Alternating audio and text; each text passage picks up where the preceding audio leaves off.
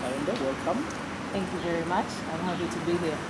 The usual suspect, Adonia Waiwa doesn't look so happy. January. Definitely January. Very, very worried about next year's January. And finally, Davis Kawasha, the usual suspect. Davis, welcome. Thank you very much. Today we're going to be talking about the decade of Ugandan cricket from, when does the decade run? 2010. No. 2009? Yeah. 2009 to 2019. 2019. Sure. Actually, no. It's 2010 to 2019. Yes. Yeah. 2010 to 2019. Yeah. Are those 10 years? That's 10 years. Yeah. Okay, we'll talk about we'll talk about the decade of Ugandan cricket, and we are glad to have James and Naomi, who are very instrumental in that decade, both for the lady cricket friends and the cricket friends. But before we go there, we have Naomi is here in a different capacity as the assistant coach of the under-19 ladies team.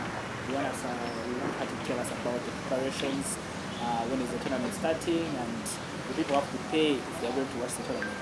But I will ask her first, Naomi, how is the experience when you had the news that you were appointed as a coach? I know you've been coaching my little Jasmine, and but how did you receive the news? Well, I was excited upon receiving news that I've been appointed assistant coach. And I've been with the girls for about 4 days now. And it's quite interesting to see what they can do. We've been in camp and we're still in camp getting ready for the tournament that starts on Monday. And the girls have just the right energies. They are positive players. Seeing lots of team spirit in there. It's a batch of 27 girls. But I'm seeing a good breed of cricketers coming up in the future. And yeah, we're hoping to be the best team in the tournament that starts on Monday. Okay, basically what is for the tournament that is going to happen? Where the game's going to happen and which format are we playing? Is it 50 over cricket, test cricket, or T20? That's actually the question I had. Because how I wish it was test cricket.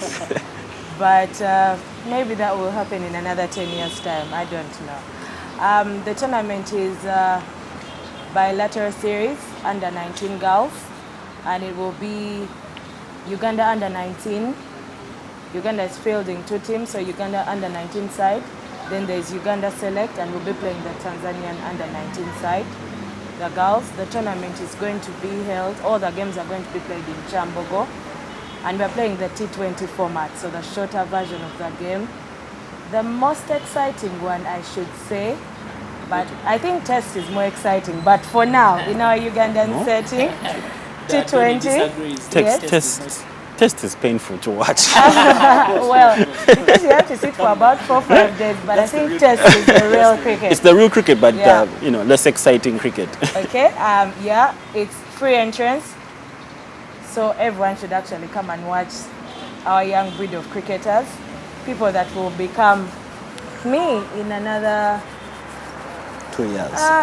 Two is a short time. Let's say 7 years. Well, they're doing that badly. But Davis, can you say something about, under 19 is where, like you and I are already started there, and we're lucky that the ICC has introduced an under 19 Ladies World Cup. How much do you think this means to these young girls? And the good thing most of them are from all over the country, so it's not just in Kampala, but they are being chosen from all over the country. I think for me, underage cricket really provides the ultimate platform, especially for youngsters, because not only the on-field activities, the batting, bowling that do happen, but it allows for relationships to get started. Relationships, that's basically getting to know your teammates, getting to know, make some friends, get to know what either someone eats, the kind of job someone likes, you get to know someone's family's background, and for me, importantly, the fact that many of these athletes are students. For me, I'm a massive believer in these underage players being students. So the fact that the Uganda cricket has taken the direction of taking the under 19 girls first of all tournament, that's massively commendable. The fact that they're being picked from different regions in the country, that's another box that I've certainly ticked. And for me, the fact that they're in school, as I mentioned earlier, it's a very big boost. I think it's a step in the right direction. As I said, that is where we started from, and I don't think we did too bad. Wait, Of course, it's 2 World Cups. can is you not very confirm much. that they're in school, or you that's an allegation Antonio, that what do you we think about the under 19 girls? Will you come and watch uh, for cricket reasons? it's a week. It's very tough, but we'll definitely try if the games go beyond 5:30. Unfortunately, employment for some of us, kind of holds us down, especially considering that the games are during the week.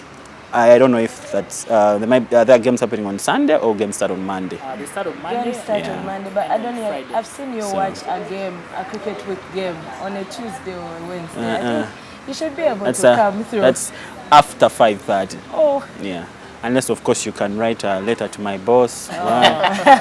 Those things. But Then, overall, for cricket, what do you think about? well, I think we're taking the right direction.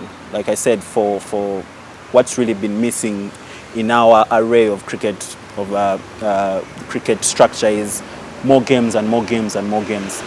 I think for a developing nation, for as long as our bedrock is actually playing cricket and not training. Training is good, but I believe we're taking the right direction. Everyone needs to be, whoever is going to play for Uganda needs to be exposed, tested, tried and exposed. And I hope that at one point in time, this bilateral series can move away from Uganda and move into countries like Zimbabwe, where we'll actually get a lot more competition than Tanzania. I hope, I don't want to say that and then Tanzania comes here I'll and... state the fact that Tanzania actually has been the leading nation in this region in terms of ladies cricket. Really? Yes, especially. Oh, okay. Even at the senior level, when you started in 2001. But that was a long time ago. Those tables stand. Those tables stand a long time ago. Those tables stand a long time ago, and but if anything, underage, Yeah? underage, they are fairly okay. They are fairly okay. okay, they haven't lagged that far behind. That's what you mean. Okay. Naomi, when you started out, of course, these opportunities were not there for you guys. For you had to earn it and just get in straight to the senior team. What do you think it means for young girls? Do they know the importance of playing at this level at a very early age as they transition into the senior team? Well, we're trying to actually help them understand what underage cricket means because it is a pathway. Yesterday I was having a chat with some of them and they were able to identify a few international players, and I related those international players to having gone through the age group cricket.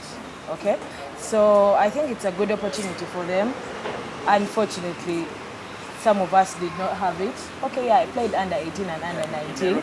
Yes, but that didn't happen very often, So we didn't exactly have a structure of under 18, under 19 to senior ladies. But Pathways. I think that yes, but I think this is a great opportunity for them, and for me, it sets achievable goals right now in cricket, women's cricket. It's not easy for you to start wherever you start and get to the senior women's team. So I think once you beat the target of under 19, you get onto under 23, you're looking at the national women's side. So I think it's a plus that we have it now, and well, they are lucky. They have that exposure. Davis, I was going to ask that, playing for Uganda at this stage gives you an understanding of how important it is to represent your country. Of course, when you were a bit young, there were very many tournaments under 15, under 17, but now for associates, things are being very different. Most times, for example, say the lady cricket playing this year did not have very many engagements. So, Last year. Still in 2019. just one. So, for us as associates, and I know you're part of the leadership in terms of development. What's the plan when things are being done like this? Is it are we just winning it, or is there a plan to keep this tournament sustainable? That is something that actually came up when we had the discussion basically as a development committee. We felt as Ugandan cricket, not just the ladies, we felt we had really fallen backwards in terms of development. We didn't feel the youngsters were exposed enough to the grade of cricket that we played when we were at about that age. Another thing I think that I'm not too sure if it is happening right now, because it is something we talked about the modern range of coaching. I don't know if that is happening in London. I hope it is, because key for us is the fact that the youngsters need to learn these modern techniques of cricket. We largely talked about things to do with thinking, the mind. The mind is a very, very big part to do with cricket. So I hope that modern form of coaching has actually happened to the ladies, to the under-19 ladies. Besides that, as I said, I'm a massive believer, and I'm one of those people that have pushed for some of these tournaments happening, especially for the girls as well. They've been happening largely for the boys, but not as much. They have really been far in between. So the fact that this is happening now is a very good thing. It is a start. It's unfortunate that we haven't gotten as many countries as we might have hoped, but as Naomi said earlier, for me the fact that it is a start and the country at least has managed to get together and are looking to play, for me that is a massive start. I hope can only get better and build from here.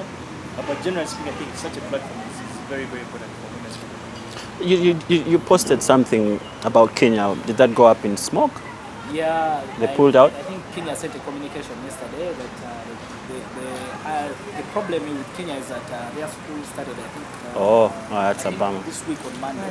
So the time getting kids out of school is out of school. But also Kenyans love pulling out. To add to that, Dennis, I know a couple of guys that have a bet going on. They betted on which gender will make it to the World Cup first, between the women, the cricket cranes, and the lady cricket cranes. And there's a massive bet that the women will be there. Yeah, absolutely. Absolutely. And the fact that as well, they have this under-19 program that is going on, especially at the World Cup level.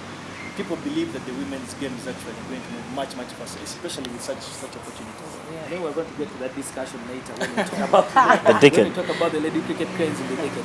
But to wind up this, Naomi, can you tell us some of the exciting girls that people should look out for when they come to watch the games in Chambo? Starting Monday, Uganda under-19 will be playing Uganda Select, so that's purely Ugandan game. Players that I Does think... she have to answer that question? I'm a massive believer in cricket being a team sport. I never liked individual players being identified. Well, there are those much as it's a team they're sport. standout players. It's something that you can't run away Well, from. See, Davis. even Well, the standard the batter team- needs the other person to be actually To keep the knocked strike out. or rotate strike. You understand that part of the game. That's So for true. me, But maybe it's coming from a marketing perspective. You know, Oh, trying maybe. to An aspiring agent. yes. Okay, Sarah Walaza, who has also had an opportunity to play at the national team, the senior side. There is Maria Nyende, who has had an opportunity at the national side. Christine Anayo from Sorority. There is Kelo Mary, very good pace bowler. I think that she's going to do wonders. I'll just name two others. There is Mutesi Beatrice from Ginger SS, Ginger. And one more, there is a girl called Doreen from Fort Portal. I think that she's a superb fielder. Yeah, those are some of the standout. I mean, the team just has very good players, but I'll mention only teams. those. Yes. Maybe just before you close that topic, Dennis, just to try and understand what kind of structures, you know, kind of structures that have been able to bring these girls up to this point. You know, had a girl coming from Fort Portal. I imagine Sorority has had a lot of input to bringing the girls to the standard they're at right now. So as a coach, how have those structures, you know, made your work, you know, given you the foundation that you need? Which structures? My being given the team at this point has been a bit much easier because the girls that were selected, that were summoned for training, are from all over the country. And that means that there are people that are moving to all those parts of the country to actually spread the game of cricket. I know that there is a CW program in Kasese, in Fort Portal. There's Sorority Cricket Academy. There's definitely something in Ginger. That goes without saying. So those are some of the areas where these girls have been identified from and been called to Kampala into camp, and then we are given this. But I guess it also puts a challenge on me as a coach to actually be able to Move out. Yes, to move out somewhere outside Kampala. And I already have a place in mind. I probably shouldn't disclose it here. Oh yes, I definitely will be going to Mitiana to start up or build up some cricket there. But I think it's a very good thing that we now have players for the country, from all over the country, not just Kampala and Jinja. Yeah, and I also think out of the 27 players, you'll be surprised that they are about only 5 girls from Kampala. The rest of them are from Uganda. Now we have a bit of a concern, a bit of a contrasting opinion from yours. I've been found, of course, guilty for raising an opinion I think many people have actually felt is the wrong opinion. I just feel, going by what Sorority has done, Sorority Cricket Academy, my take is actually, I see no harm in Sorority Cricket Academy being the hub of women's cricket. As Davis, that's just my personal opinion. I don't see a reason why, because they have done so well. I mean, they're the feeder system for the under-19 senior women's team. Without no disrespect to UC, I actually think it's about time. I think it's about time. The wiser thing to do would actually to hand over women's cricket to Sorority. I'm one of those guys. I don't understand how 2 teams from Sorority can come to Kampala to play a game in Entebbe. It doesn't make sense. And not Kampala teams to actually go to Sorority. Yeah, yet they are grounds in Sorority. So I'm one of those guys advocating for Sorority Cricket Academy, largely or literally handling the women's game. What is your take on that? Controversial.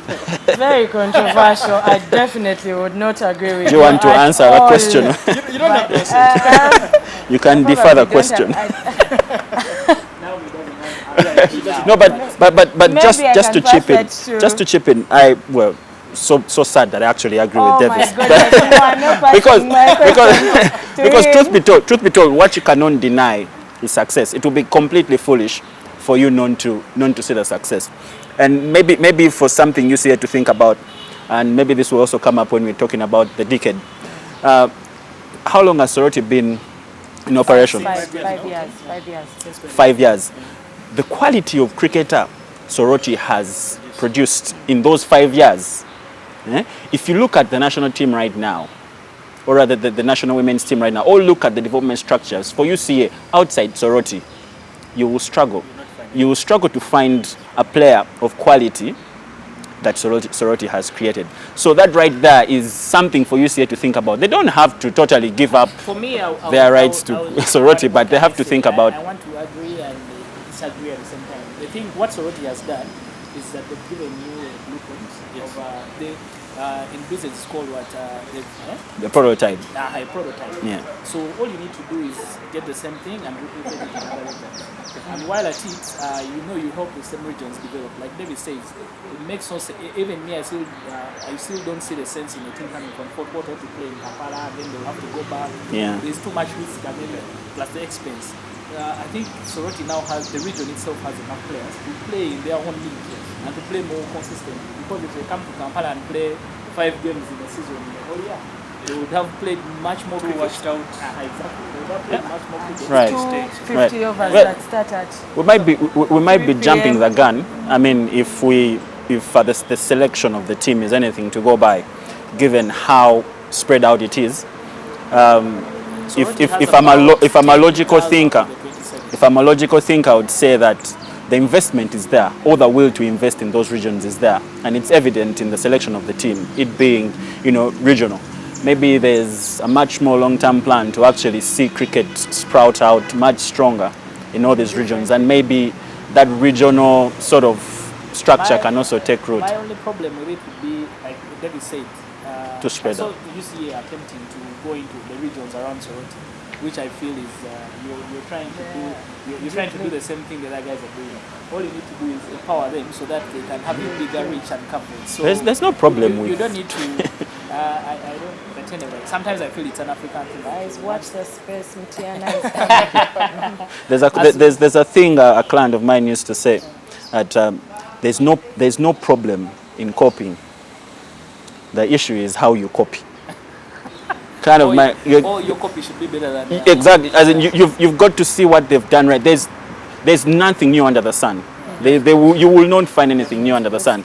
So you just have to keep reinventing. And obviously, for example, the kind of girls in Sorority and the kind of girls in Jinja are different. If you go to set up the same academy in Jinja, I hear those girls are a lot more. Yeah, the girls in Soroti are stronger. Are stronger than A lot most of the more girls what? from our region. I don't know if it was about strength. What was it about? Let's proceed. Let's proceed. Guys, let's move on. Let's move on to the decade. But you've heard from the assistant coach of the under-19 girls. The tournament starts when the teams arrive tomorrow.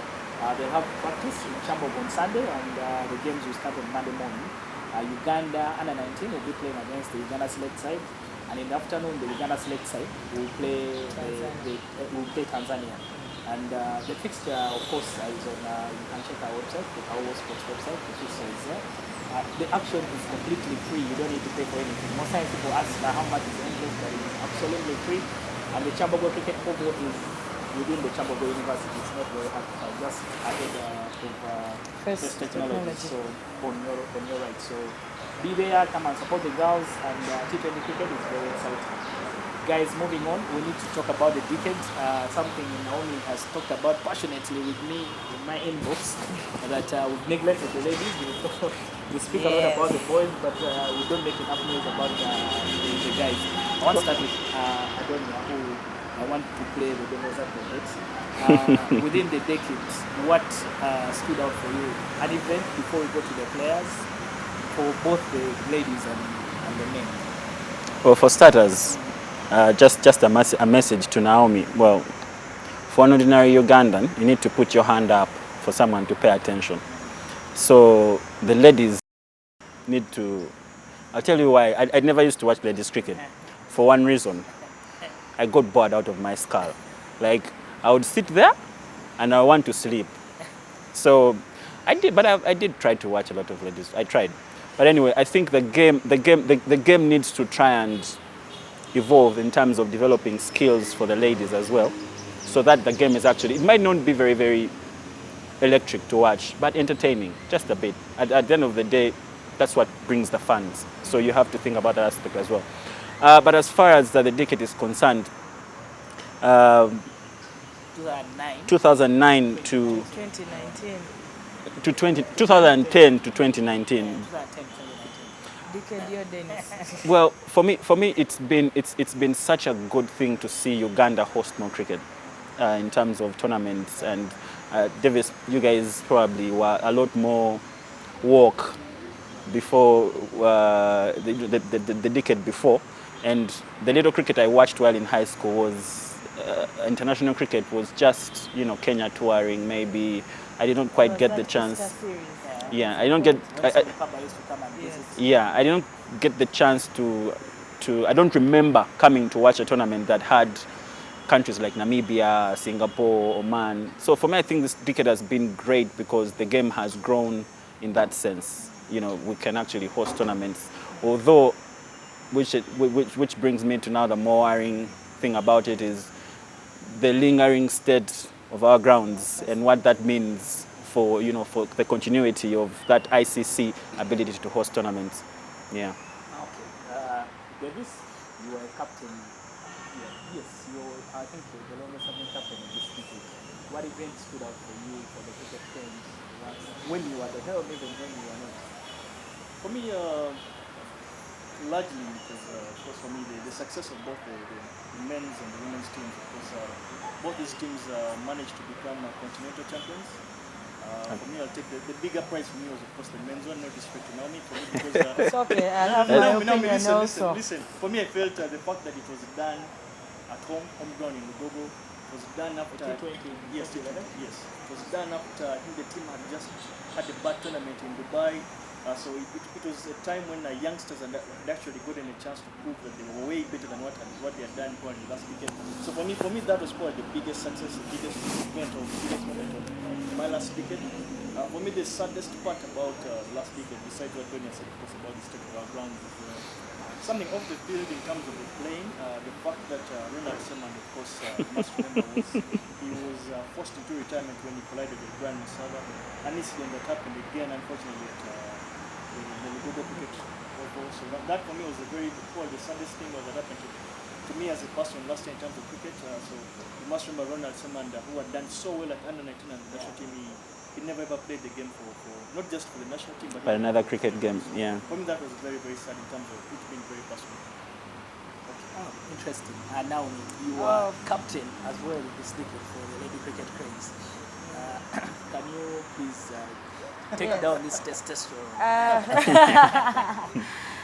What stood out for me in the decade is the Lady Cricket Cranes finally qualifying for the Global World Cup qualifiers in the T20. We had played these qualifiers for such a long time, from 2009. 2009. 2009 in Kenya. Yes. And we only were able to beat Zimbabwe in 2017. So for me, that's especially for me as a player who had been on the team since 2009. You know, playing and then you train and then you go for a tournament and you're beaten and you do the same thing. Like, we did it so many times, and the breakthrough in 2017 was like the best thing in this decade.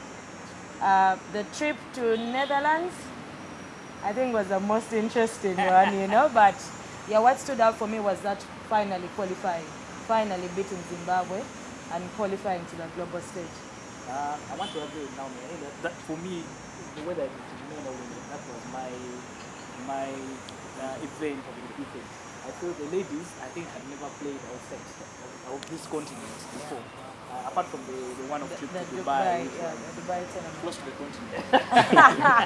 But outside the continent, but for our ladies to really go to, go to Europe and Netherlands and show what we can do at that level, for me, stood out. I think no one gave them a chance. There were issues even when they were going to Namibia for that tournament. I think they left the court behind. There were a lot of issues, but against all odds, somehow they were able to, come out victorious. Next question is going to be for the both of you before you. Talking of, in terms of success in those two events, how can we fail to sustain that success? I'll mention for Naomi that Thailand, the country that was in Netherlands with you guys 2 years ago, is going to the World Cup now, and for us we didn't even actually make it to Scotland. So what has been, why were we just lucky, or people will say it will be true, or was it a process? Because from 2019 for you guys to taste that success came close to 10 years later. Yeah, I think that the rhythm in 2016, the qualifier in 2016 that was played in Zimbabwe, we actually came this close. We left a very strong message. We left Zimbabwe worrying. And then 2017, we came and beat them, which is a very good thing. However, I think that when we went to Netherlands and we came 6th out of 8 countries, I think we felt we had reached the top, like we had arrived. And when we came back to Kampala, there was not much more effort in the girls, in ladies cricket thereafter. We just then knew, okay, we'll definitely go for another qualifier. Probably we thought we could ride on the fact that we had beaten Zimbabwe earlier. But once Zimbabwe lost, they went back and they went back to the drawing board and they came out better. So I think that maybe because we had waited for it for such a long time, once we ticked off that box, Arrivalism. it's like women's cricket had, been, yes. But I think that we need to put in more effort. That kind of investment that we had in 2017, should be the kind of energy that we should be having now, so that we can qualify again.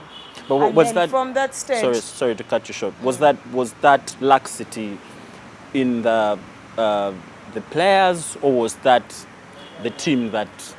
Was that the entire team, the association, the coaching, the coaching team?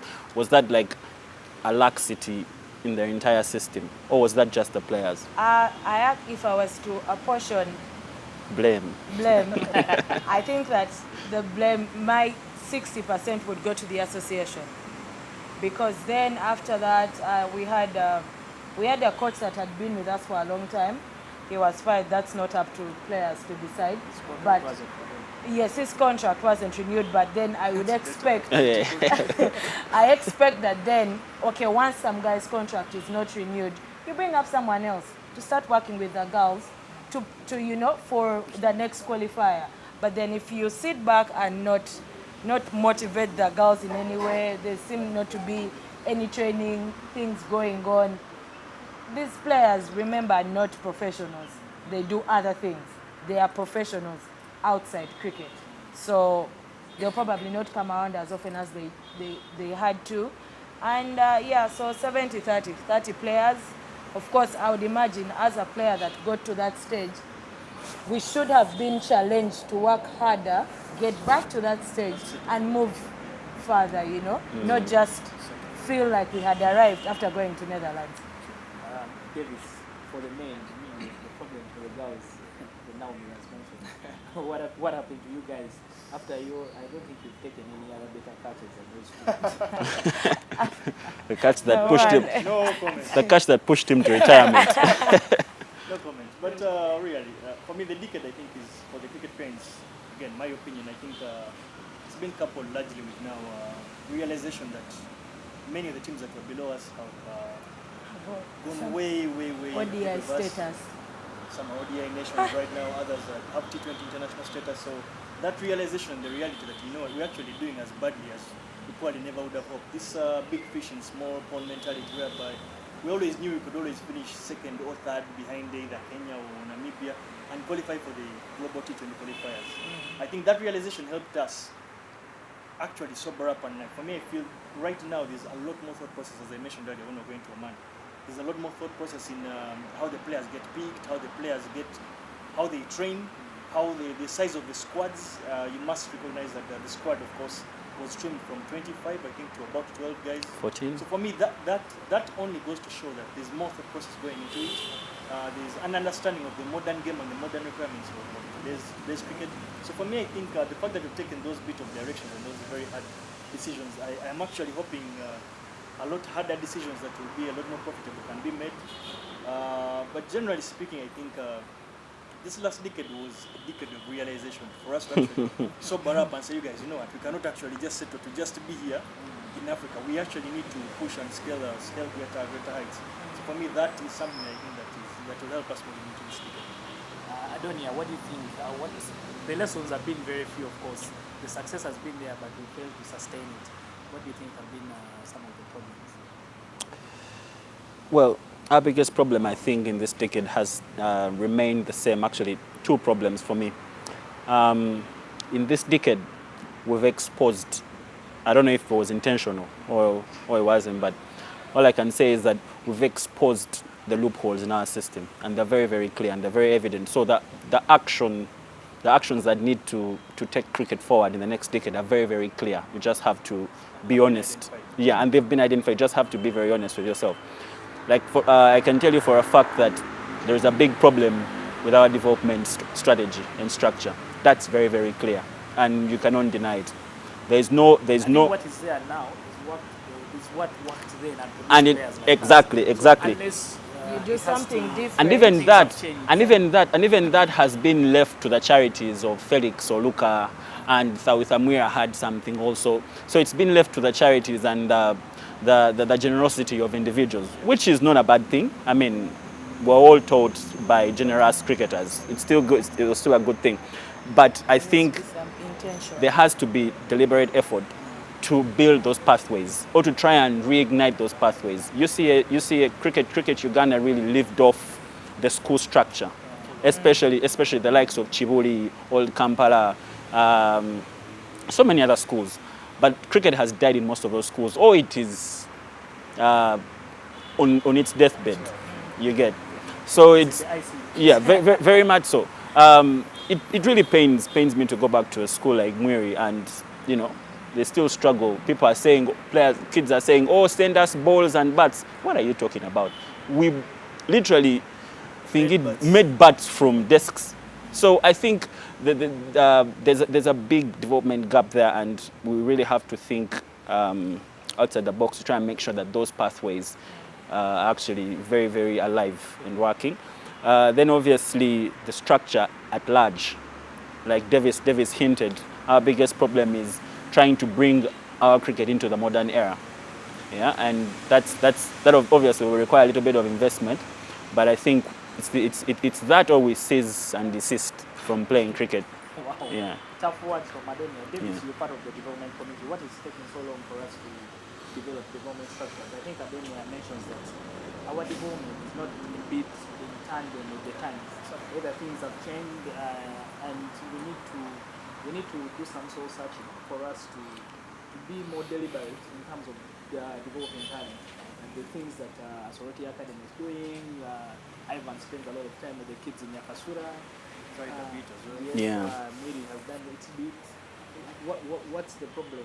To be honest with you, I sit on a committee, on development committee, but I feel sometimes I also feel for my committee members as well, because we've sat down, deliberated, and come up with let me call it a blueprint of what we actually think the demonstration should look like.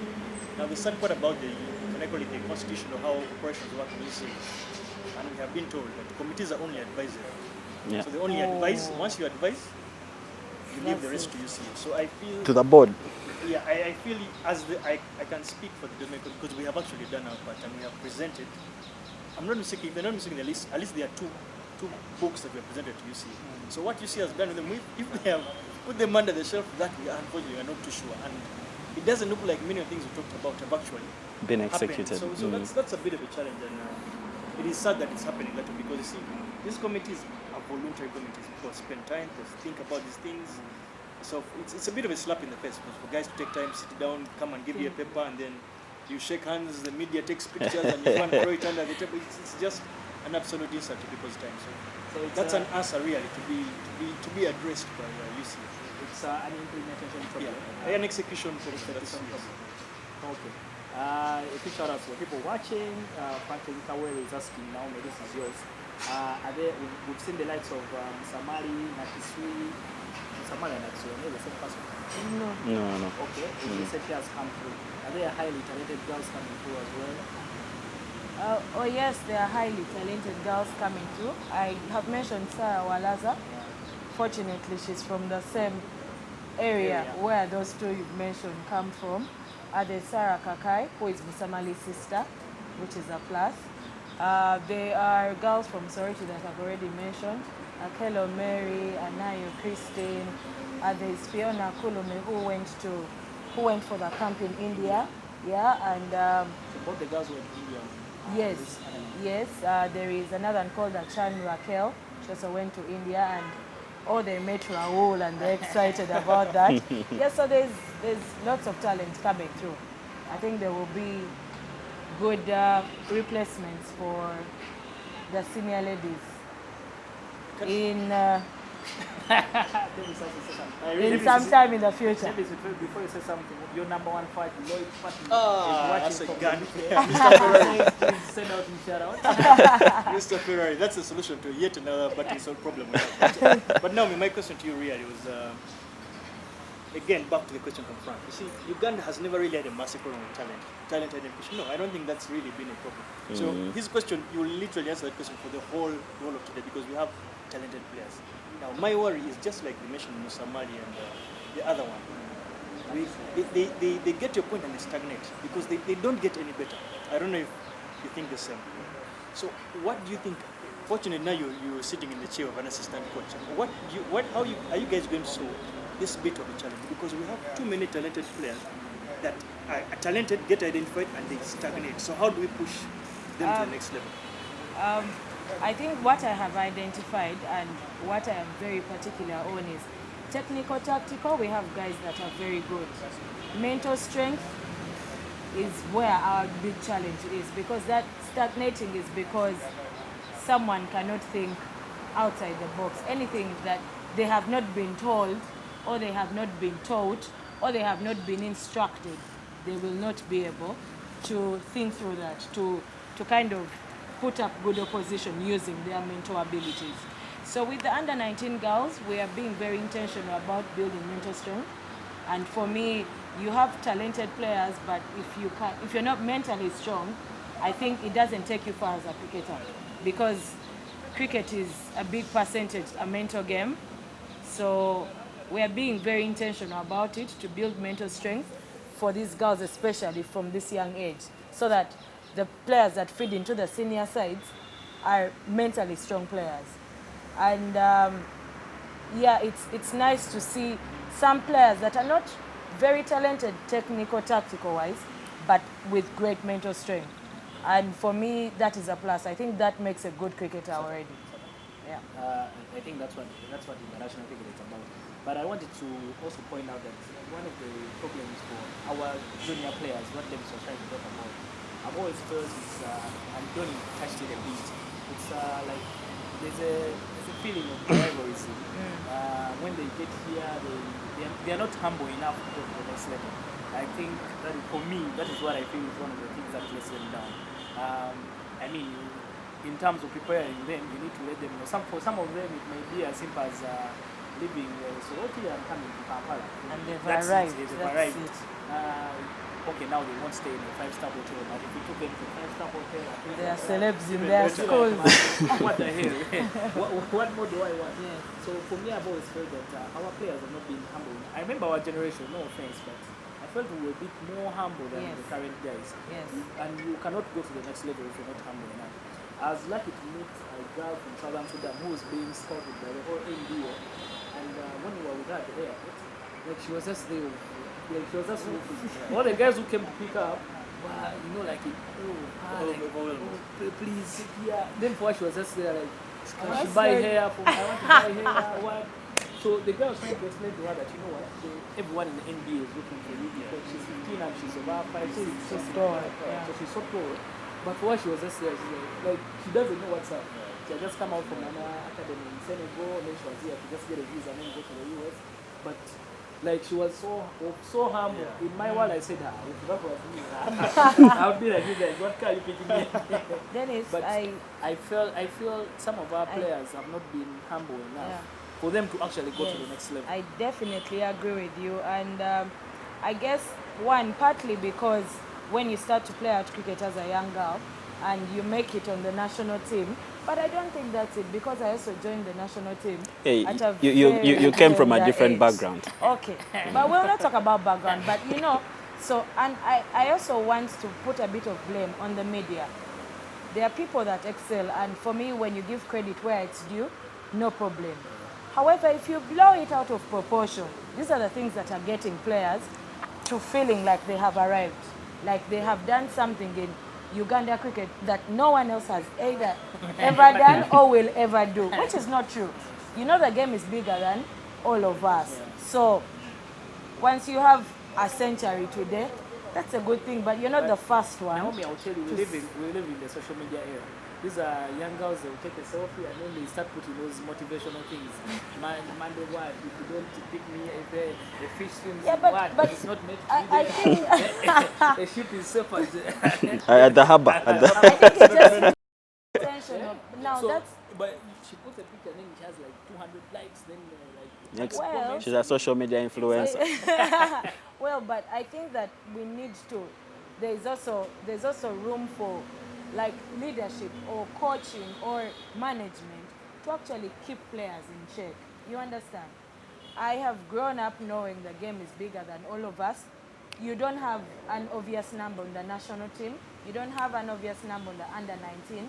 It is not being technical and very talented that gets you the number. It is a list of things. It is, you know, for you to don that national jersey. So, Can you I- know, can to I just- cut wings, Can I just give us a reality check? The truth is that in the 21st century, media is at the heart of everything that's growing. If anything, we should be using media to grow the game, Yes. ideally. So if I'm going to be harsh, I'm going to just state facts. A player right now, Steve Smith, I keep making international references because, well, I hope people actually watch international cricket like we do. But truth of the matter is, this guy, even after the crap that he went through, you know, the ball tampering and whatnot, the man managed to pick himself up and come back and put up probably I don't think Australia has seen a performance like that at the Ashes, to be honest. So for a player like that, what do you do honestly to keep media away from him? Absolutely nothing. Absolutely nothing. So at the end of the day, I think we as management of cricket and whoever is right there needs to be able to be in sync with just the players, not just on the ground, but also off the ground, to know who actually fits into the plan of Uganda cricket. So if that player doesn't fit and the character is off, dump. Let's go. Because once you dump There are them, things you it create will room. for You create others, room for others to take that up. Yeah. If a player cannot realize and say and want it badly enough, I've seen Otwani reform. Yeah, true. I've seen it's possible, but you see, you've got to want it. If the player doesn't want it, and this whole "oh fame, oh what," for me, perhaps I forgot to mention this, but for me, Mafene is the heartbreak of the decade, as far as I'm concerned. We're coming there. As far as I'm We'll concerned, start from there. for me, that's my heartbreak of the decade. That kid could have given us 20 years of cricket, but what happened? Maybe he was let off the team somehow, and then he went all ranting and whatnot. The lack of character probably defined, sealed, and stamped his fate.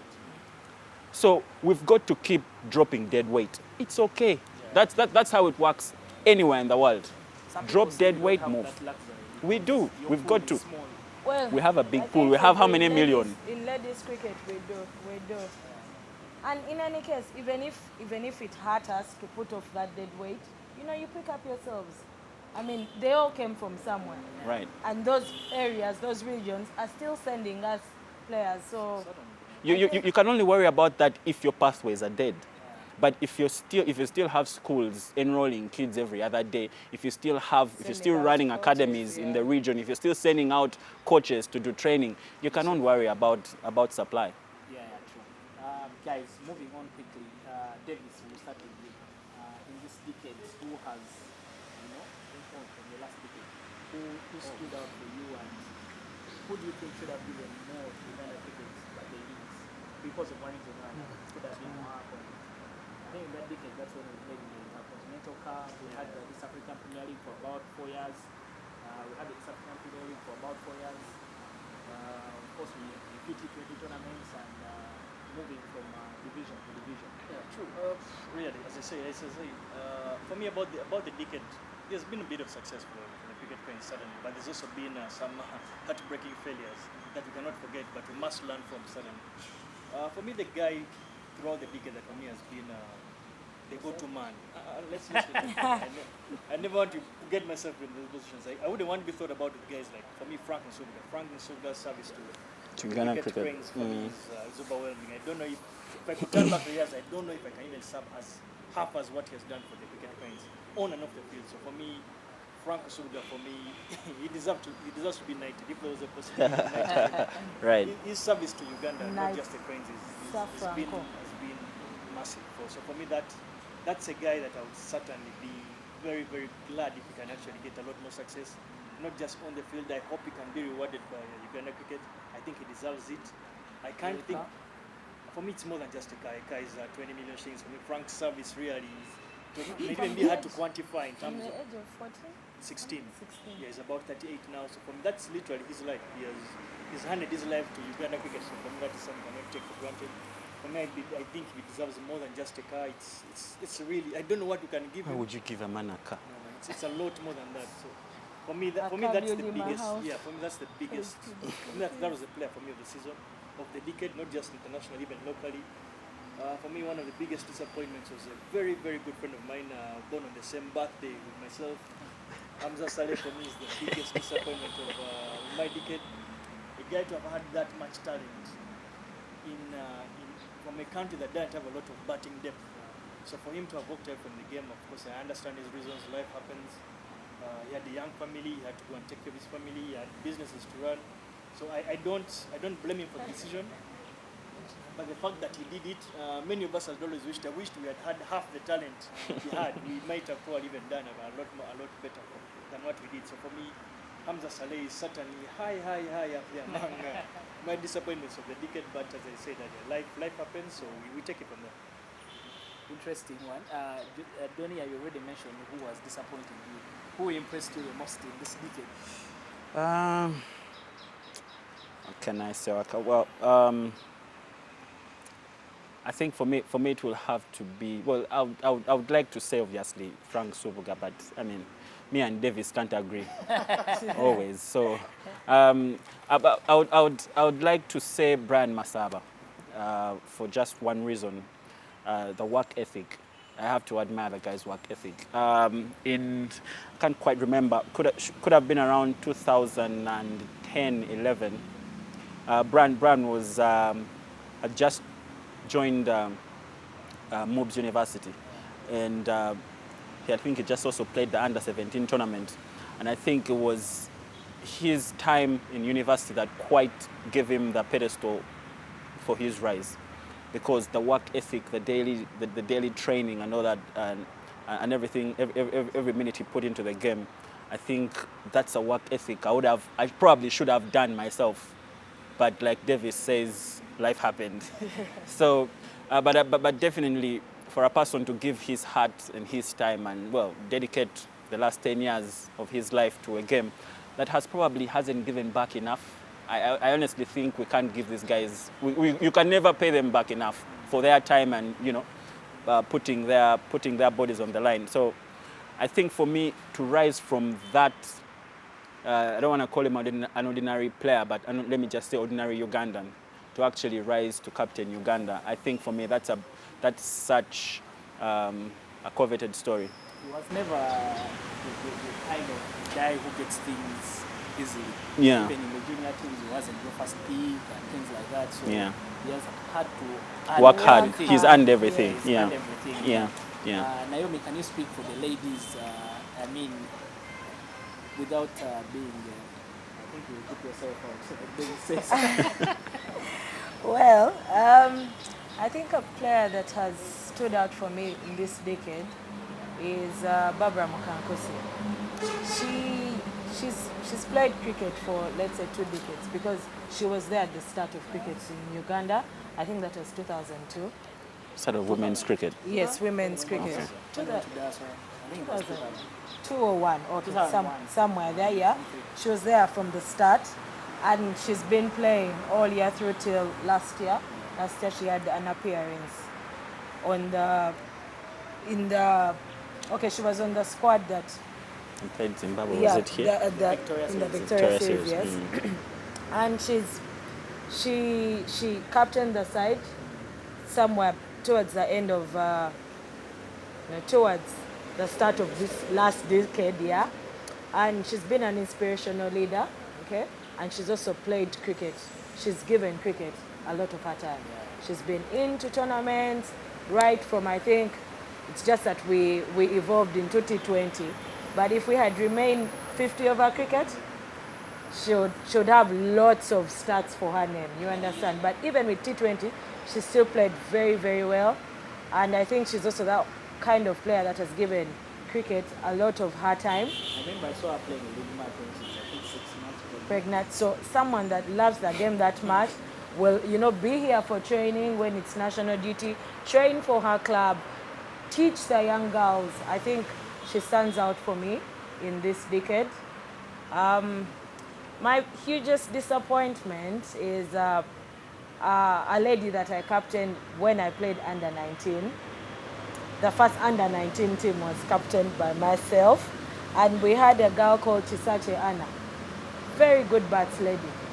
But like you said, life happens. Choices have to be made. Cricket is not professional.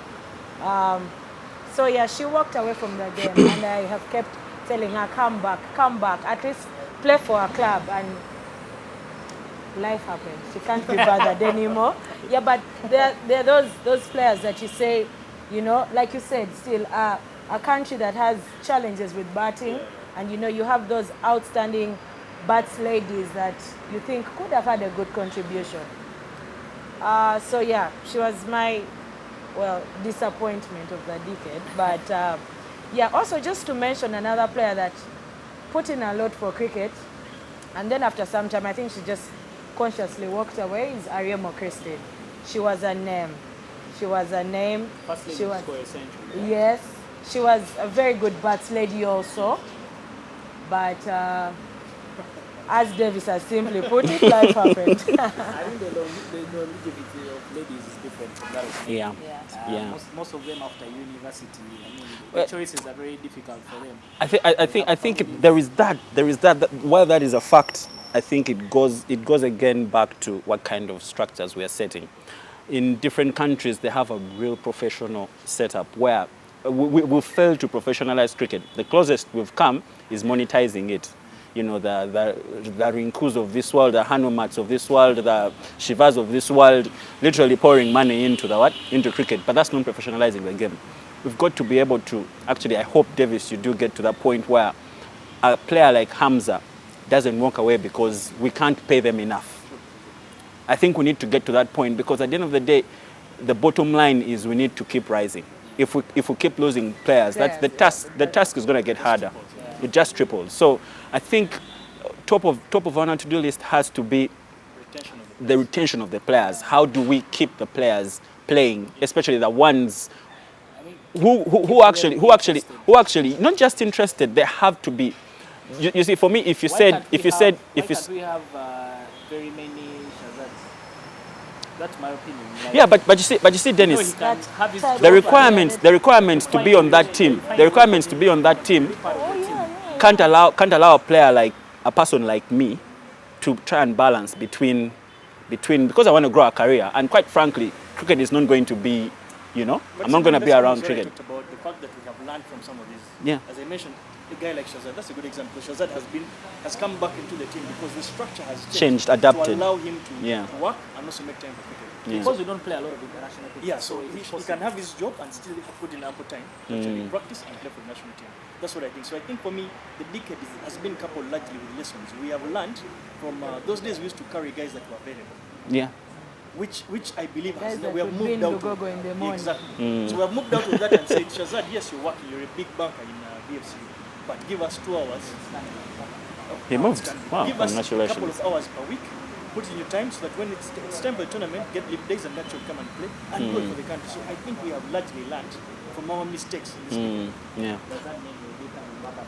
It gives Donny a chance. I think that's well, definitely doesn't give me a chance, but I hope it gives a university cricketer somewhere who has plans, for example, to be a doctor, and then also, you know, try and because I think most of us grow up with the belief that you cannot do both, because, you know, being on the national team is an uphill. Yeah, so you've got to for you to actually manage to strike a balance. Understand Ham failed at some point, Deus failed at some point. Who else? Brian must have failed at some point as well. You know, trying to balance. Ziraba failed. So we have so many. I would like to. Yeah. My mentions. People I felt could have given us much more. Faruko Chimzi was rising star at the same time as Otwine. Played one tournament and of course. Same reason, greener pastures.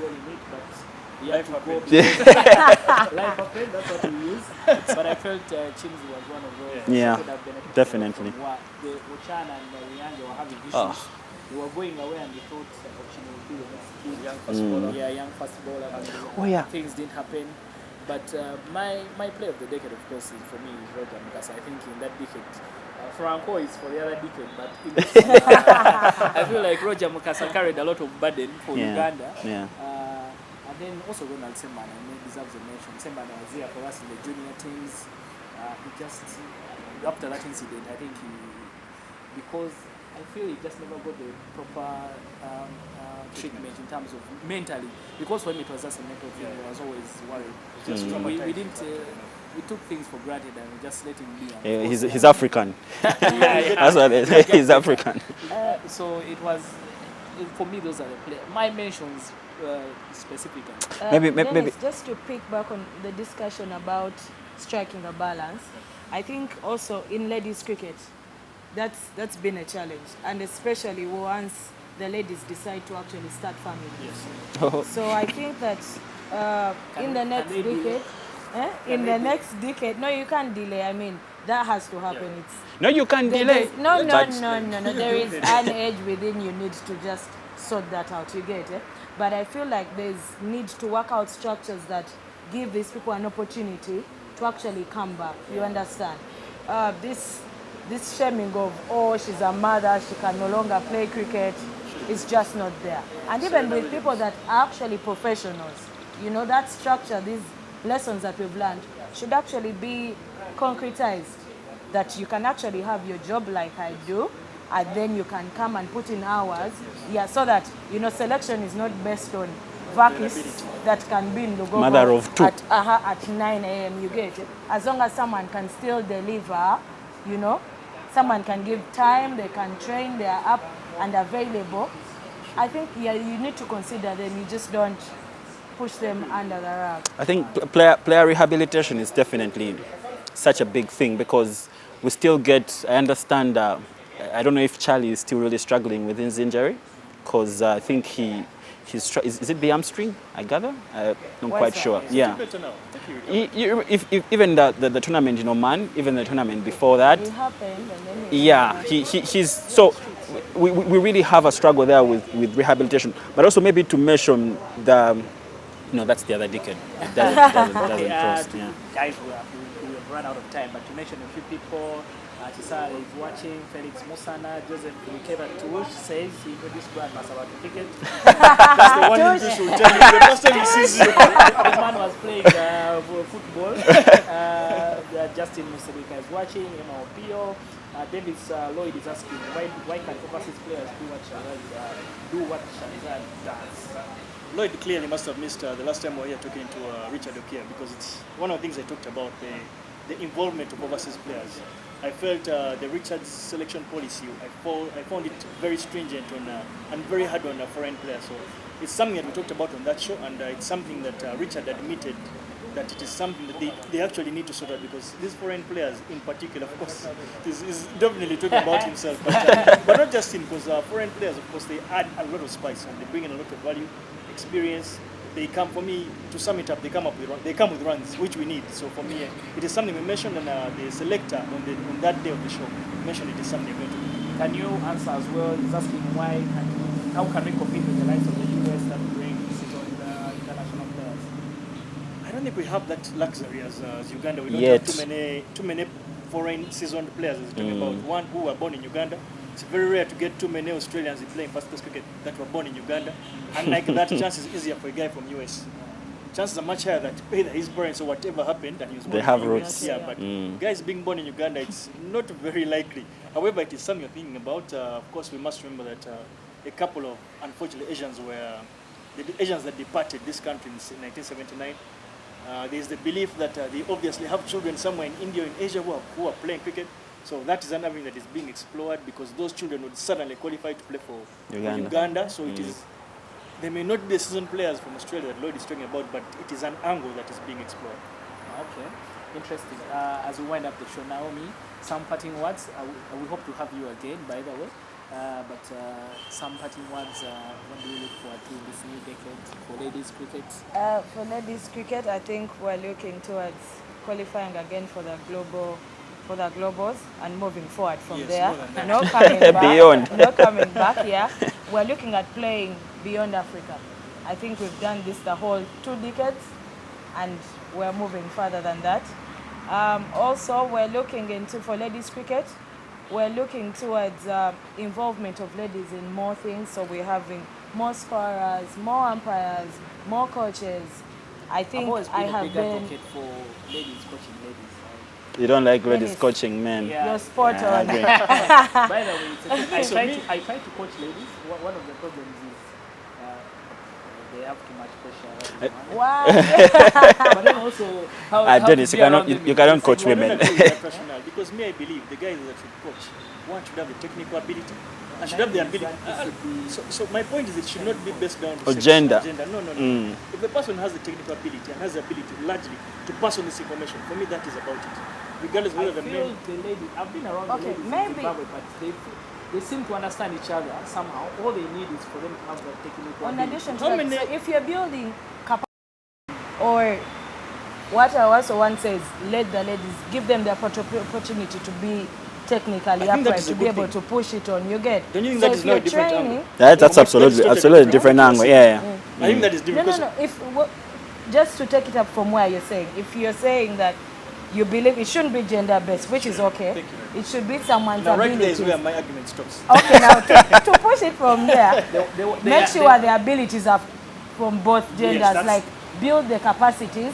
Oh, from both okay, genders. okay. And then I think that's what you can have that's a new women point. coaching women. Yeah, the 10 level 2 coaches produced last year by UCA. None of them was a lady. So, I mean, opportunities Yeah, but should be who's- spread to Yes, women. yes. If we can have 5 boys, maybe, and 5 girls. So it's not that we should just let them coach because they should be able, they should have the capacity Okay. to do that job. Yeah, You're that's shifting fair. From that other Eh, wrong point, but, no, it's okay. This is a decade of learning. Adonia, what do we look forward to in this new decade? We are hosting a big tournament in July. Naomi had something to say. Yes, also, I think that at the start, Adonia said the ladies need to put their hand up to be seen and, you know, to be talked about. I think that I hope the media has learned lessons in this decade. We are always, you know, there's just a small paragraph about ladies cricket, and I take that very personal. No. I think that the ladies have played some exciting cricket. If you watch the cricket should give week shout out to Kawowo Sports. finals last year, that was entertaining cricket. You need to watch some club games. You need to watch challengers playing Aziz Damani in the league. That's some interesting cricket. So I don't think that you should sit back and assume that ladies are not playing entertaining cricket. Calm down, watch the games, write about the women, put them out there in the media. Well, that's for the media to respond. Yes. Just maybe, I think we also have to understand that it's a process. You know, rugby, cricket, all these games that are non-pedestrian have always suffered in terms of media. You know, even getting cricket to actually get a whole back page of New Vision was a big fight, and I think it's an ongoing fight. But like I said, as an entire sport, we really need to do a lot, like especially off the turf, to try and market the sport, to try and push it, because you never get it just out of the kindness of media houses. You're definitely not going to get it. We have to be very deliberate. We have to deliberately make the game entertaining. You know, keep advertising, newsworthy. Keep advertising, keep marketing. It's not entirely entertaining. Yeah. I watched a few local games and, Yeah. there's nothing there. Exactly. But you all see, over the news. if you make it newsworthy, and then someone comes, at the end of the day, you need to also know what kind of package you're selling. So you leave those ones who are on the news for all the wrong reasons. We need to be on the news with a very clear plan, you know, so that when someone comes, you know what the fan wants. So you have to constantly go back to that and say, if the fan wants entertainment, give them entertainment. Your game will grow. Yeah. So I think going into this decade, I hope that's something that cricket can do deliberately. We need to think outside the box and stop this tendency of letting the game push itself. You know, or the runs will bring people, or Roger is batting, or we have a tournament, it's an international tournament, people will come. I think we need to be more deliberate about getting this game to grow. We need to look into tapping into partnerships with WUSPA, partnerships with Rugby Union, partnerships with FUFA, and see how we can push the game, because ultimately those guys have the numbers. How do we get their numbers to come and support cricket? So we really have to think outside the box, away from what we were doing the last decade worked, but we either need to drop it and amplify, or we need to, So for me, going into this decade, I'll be very keen to see how that happens, but then also very key player retention, you know, player capacity building, you know, in terms of individual players, rising stars, and then obviously the development structure for me is where my heart will bleed for the next decade. We really need to focus there, because otherwise the next decade we might not have a game. Dennis, you think the ladies will play in the World Cup this weekend? I'm one of those that has put my money on the ladies playing for the men in the World Cup. So I actually think, personally, I think one, they are obviously ranked higher than the cricket queens. Two, their pathway is much easier than, of course, the men's pathway. That's a whole different ballgame. So I actually think the ladies have a serious chance. But for me this decade, I like to stay a bit technical. I feel we need to get too many things right. I feel we need to come out of this closet of being too laissez-faire and being too... We have a bit of a challenge whereby we don't seem to like the truth very well. I think it's about time.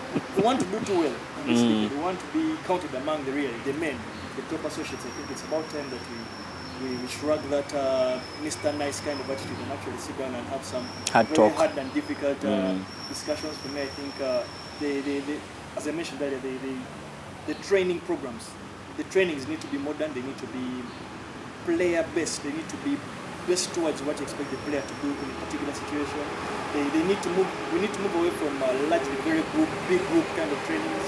If we really want to go into the big boys, we need to. For me, I'm a big believer in getting the players out of the country, both men and women. I feel no disrespect to the league here, but the format here and the league here are too laissez-faire. They do not create the competitive spirit that you really require from many of the key players, especially if you want to go very far. It's in our best interest to get these players out there as quickly as possible to prepare them and get them ready for the big tournaments or the big decade that we're going to have. So for me, I think we literally need to start off by having that very, very tough discussion on how to go forward.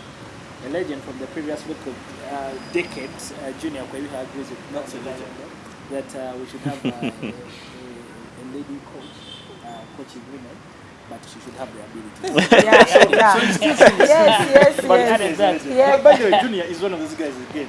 For me, Heartbreaker. one of the he was disappointments. the first coach of, I think, Of the girls' yes, team, yes. yes, he was my Back to coach. Junior. I hope he's watching. Junior, for me, Coach again, Junior. he's one of those disappointments for me as a person. Junior Kawowo walked away from the game when we actually needed him, in the sense that we had just come out of a qualifier, and I think Kamika and Naomi had just left, and we were lacking a senior player at the time. I think we only had Frank, if I'm not mistaken, and I think Akbar was just coming back into the side. So Junior's leadership at the time would have helped us. He's probably one of the reasons. I actually think if we're now about 22nd in the world, we might have been about 14th or 15th if we had stayed for another 2 or 3 years. So I hope he's watching, and I hope he can come back to come. But also, if he hadn't actually left, you wouldn't have been captain. But also, well, Junior, yeah, he's a legend, and he's the person that I learned lots of cricket from. He was my coach, my first year on the national team, and he benched me, and he explained to me what it meant to start from The 12 bench. years, to start from the bench. So for me, yes, Process. Cricket feel legend. I feel guys like Junior are still very honored to our setup in terms of inspiring the next generation. That, And providing direction. Yeah, you can play cricket and be successful. You can have a career outside cricket and a successful one at that. Yes. So we hope Junior is listening, so you can come and pass on some advice for the Also youngsters. coaching notes to me. But everyone has been watching. Thank you very much, Lloyd from the UK, Ernest, Isabella, Felix Musa has been on the show from when it started. Naomi Kayondo, thank you very much for passing by. We hope you can be. Someone said that finally a female, Like I said, they have to put up their hands. a female on the show. I think people will be interested in you coming back here. Davis, as usual, and Adonia, thank you. Well, very much. we should have her post the tournament maybe. Yeah, of course. Yeah. Yeah. I think you can come and give us a post-mortem report. You can Yeah. come with the trophy after. Yeah. Hopefully, not second place, but No. first place. There's no, First place. Winners trophy. Yeah. But Thank it you guys was- for watching. yeah, The it was conversation nice. can continue on the Facebook page. You can ask any question that you want us to talk about next week. But next week, I think we'll talk about yes, I don't know. no, maybe they should also join the conversation and tell us what their defining moment of the decade has been. The player of the decade, disappointment of the decade, just basically give us their opinion on what the decade was like. That'll be interesting. Okay, all right. Keep the comments coming. We shall be able to respond to them. And we hope you can be able to come and watch cricket on Monday. Like I said earlier, it's absolutely free. Chamberlain Cricket Oval every day, apart from Wednesday when they have a rest day. But Monday, Tuesday, Thursday, and Friday, the action will be on.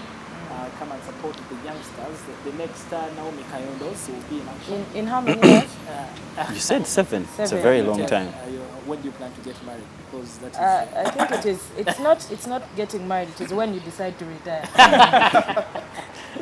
But maybe you should also tell the audience what time the Tuscalite truck shows up, what time the Castleite, for Brian Masaba, tell them what time the Tuscalite truck shows up. I Yeah. think there's someone who owes you from that performance from man. Someone promised him a Tuscalite when it comes back. I promised him a crate, the man is yet to collect. Adoni So has spoken again. He has promised you a crate. So when you come to Changu, please look for him. Just come with the border money. You should come with your money. Until next Friday, we'll see you guys, and goodbye from us. more than an hour, about an hour and More than- 10 minutes, an hour and 14. Hello? What is it? So your assistant to who? To Ivan. Akam. Maji? So that's for the Okay. main team or? That's the Yeah, women's, Oduwa. the